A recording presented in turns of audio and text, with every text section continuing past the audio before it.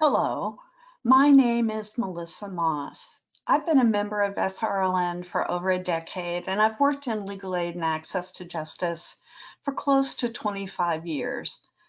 I wanted to share with you today about something called vicarious or secondary traumatic stress. It's the emotional duress that results when any individual hears about the firsthand trauma experiences of another.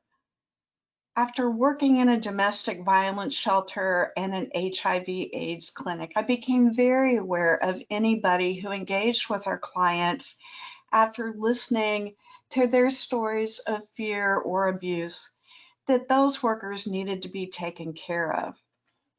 The firsthand experience of others can include abuse, violence, but it can also include a firsthand experience with a natural disaster and other adverse events like pandemics.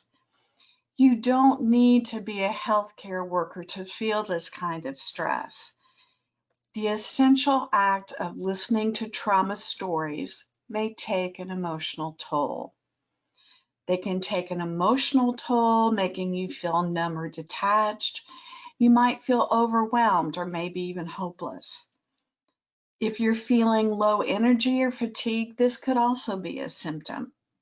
You find yourself changing your routine or engaging in self-destructive coping mechanisms.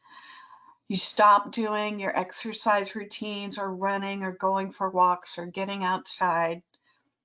Professionally, I don't know about you, but I really struggle with focus issues and sometimes just getting tasks done that I mean to get done.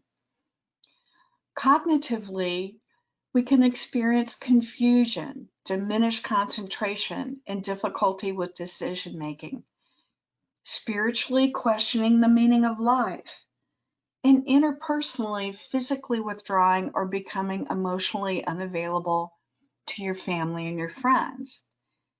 So this really is a double whammy we are all experiencing, because that interpersonal withdrawal or emotional unavailability not only is one of the biggest indicators of stress from vicarious or secondary trauma, is social isolation, avoiding experiences one may once have found pleasurable.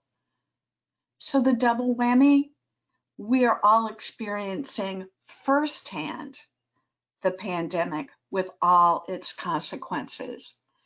So not just secondary trauma, but primary trauma is a part of our world every day.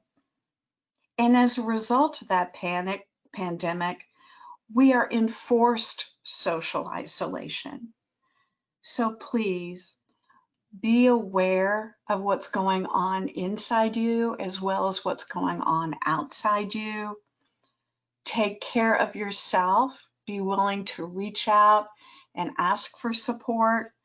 Do those things that, whether it's exercise or eating healthily or meditation, those things that are self-care, a nice long hot bubble bath, whatever that is.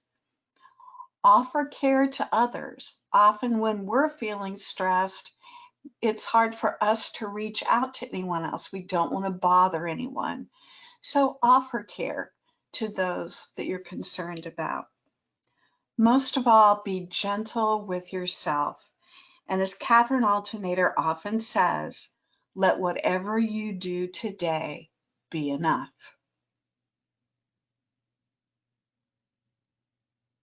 Perfect, Melissa.